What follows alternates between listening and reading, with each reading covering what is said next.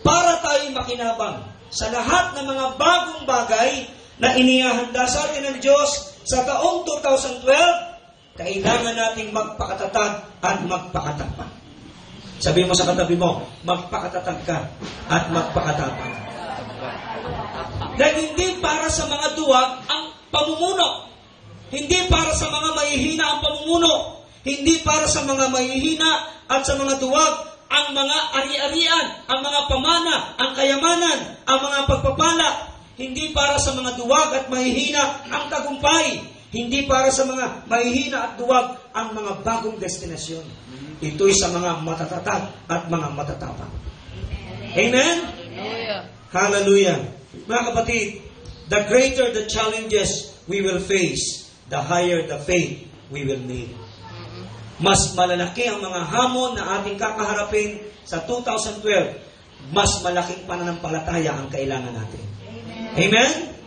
Now, sa ating binasang bahagi ng kasulatan, there are 3 major reasons why we need to be strong and courageous. By the way, our topic for tonight's message is about be strong and courageous. Sabihin natin lahat, sabay-sabay ng malakas. 1, 2, 3. Be strong and courageous. Magpakalakas ka at magpakatapang na mabuti. May 3 mahalagang bagay na dahilan bakit kailangan natin magpakalakas at magpakatapang na mabuti. Ano-ano ito mga bagay na ito? Pero bago natin tignan yung 3 mahalagang bagay na ito mga kapatid, na siyang dahilan bakit tayo dapat magpakalakas at magpakatapang. Dapat alamin muna natin, ano ba ibig sabihin ng magpakalakas at magpakatapang? 3 beses inulit ng Diyos kay Joshua. In fact, yung verse 9, yung verse 9 parang nakikita ng Diyos na parang hindi yata nanonood sa isip at kalooban ni Joshua yung napakahalagang paalalang ito ng Diyos. Mga kapatid, makinig kayo mabuti. Kung meron kayong dapat taglayin na katangian at damdamin at kaisipan sa ating pagkatao sa pagharap sa 2012, ay ang 2 mahalagang bagay na ito, magpakatatag at magpakatapang na mabuti. Hallelujah. Kaya sa verse 9, ang sabi ng Diyos kay Joshua, hindi ba inuutosan kita? Magpakatatag ka at magpakatapang na mabuti. 3 times na inulit ng Diyos ang mga katagang ito. Why? Dahil sa Diyos, napakahalagang elemento ito para masigurado ang pagpasok sa mga bagong magagandang inihanda ng Diyos sa atin. Palapakan natin ang Panginoon. Mahina, matatakotin tayo, lelembot-lembot, lalamya-lamya na naman tayo sa taong 2012. Marami na naman tayong mamimiss. Kaya nagtataka ka, bakit hindi ako umaangat? Bakit hindi nagbabago kalagayan ng buhay ko? Bakit parang hindi nakikita na ang Diyos ay buhay at totoo sa akin? Kasi na-miss mo yung napakahalagang paalala ng Diyos sa iyo na magdadala sa iyo sa new heights and new destinies ng buhay mo. Be strong and of good courage. Ano ba ibig sabihin nito mga kapatid? Listen carefully. There are people who are strong and not courageous. May mga taong malakas pero hindi matatapang. Do you believe that?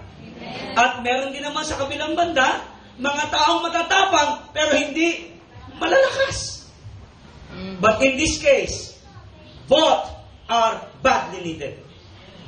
Sa sitwasyon ito, sa pagtawid nila, sa bagong destiny, sa bagong direction, na nais ng Diyos pagdalan sa kanila. Katulad natin, mamaya-maya lang tatawid tayo sa panibagong taon ng ating buhay. Amen. Kailangan natin ang magpakatatag at magpakatapang. Amen? Amen? Both are badly needed. Kaya 3 beses inulit ng Diyos, be strong and be courageous. Be strong and be courageous. Verse 9, have I not commanded you? Be strong and be of good courage. Amen? Yes. Why? Meron ang inihanda ang Diyos na magagandang bagay para kay Joshua at sa bansang Israel. Para maranasan nila ito, they have part to do. Meron silang bahagi na dapat gawin. Ganon din sa buhay natin mga kapatid. Hindi natin alam kung anong mga kakaharapin natin mga challenges sa 2012. But one thing is sure, may magagandang inihandaan Diyos sa atin sa 2012. At para pakinabangan mo ito, you need to be strong and be courageous. Para makinabang tayo. Para masabi natin na may ginawa talaga ang Diyos ulit sa ating buhay sa 2012. Amen? So what does it mean to be strong and be of good courage? Ito po ang ibig sabihin, mga kapatid. We need to be strong and courageous daily. Yung salitang be strong and courageous, yun po ay hindi lang para sa araw na yon. It should be a daily basis. Araw-araw, gusto ng Diyos, ikaw ay nagpapakatatag at nagpapakatapang sa Kanya. Amen?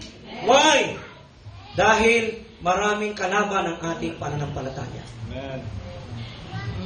No single moment, nor single day that we will allow ourselves not to be strong and courageous, because this will mean a big mistake in our entire life.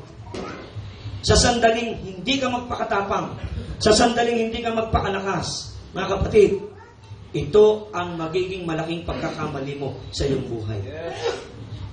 Hello? The moment you allow yourselves not to be strong, not to be courageous, mananakawan ka ng demonyo. Mapagsasamantalahan ka ng demonyo sa 2012. Amen? Amen. Why do we need to be strong and courageous?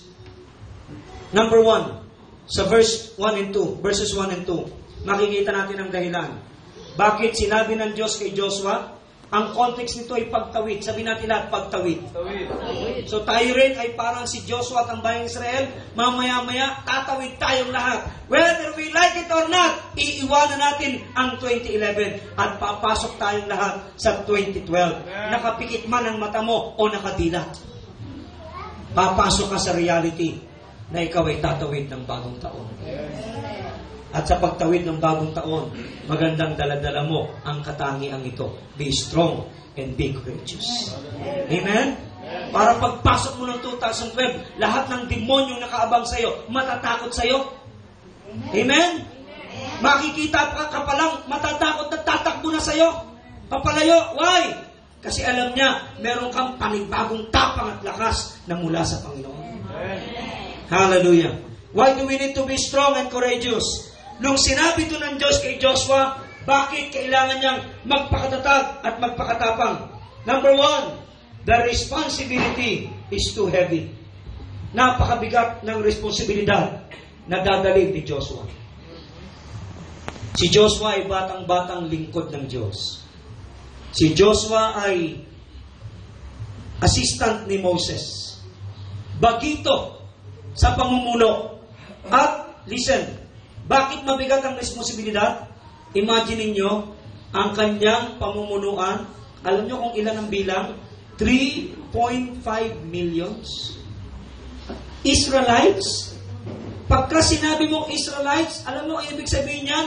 Mga mareklamo yan. Mga madaingin yan. Walang kasiyahan yan. Mga member yan ng Mormons Church. Mga Mormons Church yan. Mahilig magmormor, magreclaim, magreklamo, walang kasiyahan.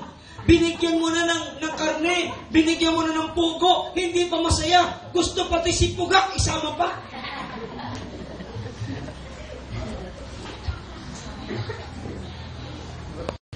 Israelita, mga kapatid, matitigas ang ulo niyan.